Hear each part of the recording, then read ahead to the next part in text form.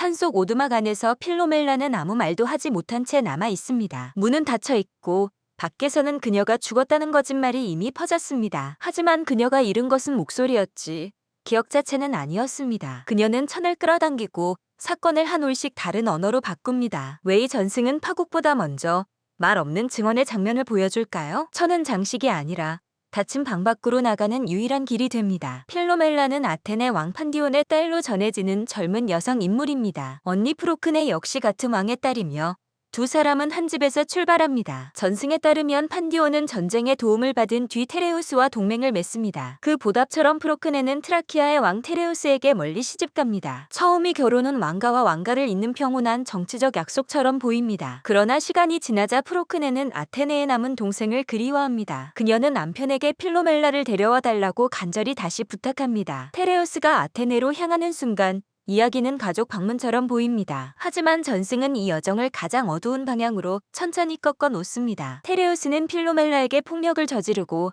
그 사실을 묻으려 합니다. 그는 그녀의 혀를 자르고 말할 수 없는 몸만 남기려 했다고 전해집니다. 프로크네에게는 필로멜라가 이미 죽었다고 차갑게 거짓말을 전합니다. 살아있는 사람은 이렇게 죽은 사람처럼 집 안에서 조용히 지워집니다. 필로멜라는 산속 오두막에 갇힌 채 누구에게도 직접 말할 수 없습니다. 이 장면은 복수의 시작이 아니라 증언을 끊으려는 권력을 먼저 보여줍니다. 말하지 못하게 만들면 사건도 사라진다고 테레우스는 믿었을 것입니다. 그러나 전승은 그 믿음을 필로멜라의 손에서 조용히 다시 뒤집습니다. 그녀에게 남은 것은 목소리가 아니라 손끝과 기억, 그리고 천입니다. 필로멜라는 자신의 사연을 옥감의 수노와 프로크네에게 멀리 보냅니다. 한 올의 실은 한 문장이 되고 말 없는 표면은 기록으로 바뀝니다. 여기서 천은 장식이 아니라 읽히기 위해 만들어진 증거가 됩니다. 프로크네는 그 천을 보고 죽은 줄 알았던 동생이 살아있음을 압니다. 그녀는 남편 몰래 필로멜라를 왕궁 안으로 조심스럽게 데려옵니다. 두 자매가 다시 만나는 장면은 구원이면서 동시에 더 큰 위험입니다. 한 사람은 몸으로 증언했고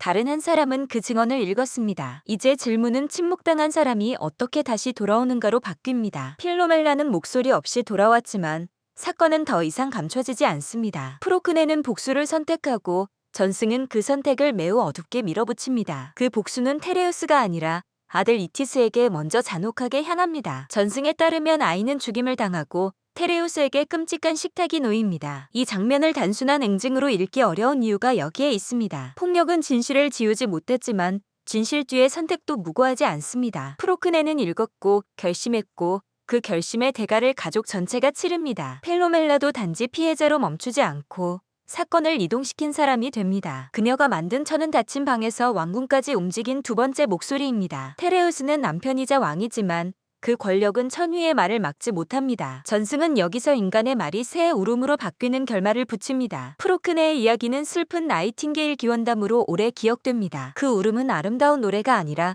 무너진 집의 잔향처럼 들립니다. 오비디우스의 변신 이야기는 이 전승을 후대 예술 속에 반복시켰습니다. 그래서 필로멜라는 문학과 그림에서 사라지지 않는 침묵의 이름이 됩니다. 첫 장면의 천으로 돌아가면 이 이야기는 복수의 승리를 말하지 않습니다. 그 천은 한 사람이 지워진 뒤에도 사실이 형태를 바꿀 수 있음을 보입니다. 말을 빼앗긴 사람은 목소리 대신 읽히는 장면 하나를 남깁니다. 프로크네가 그 장면을 읽는 순간 사적인 고통은 공동의 사실이 됩니다. 그러나 공동의 사실이 언제나 정의로운 선택으로 이어지는 것은 아닙니다. 필로멜라의 전승이 오래 불편한 이유는 바로 그 어긋남에 있습니다. 우리는 피해와 복수, 증언과 파괴를 한 화면 안에서 함께 보게 됩니다. 테레우스의 거짓말은 실패했지만 그 실패가 모두를 구하지는 못했습니다. 프로크네의 울음은 전승 속에서 새의 노래가 되어 오래 남습니다. 필로멜라의 천도 같은 질문을 남깁니다.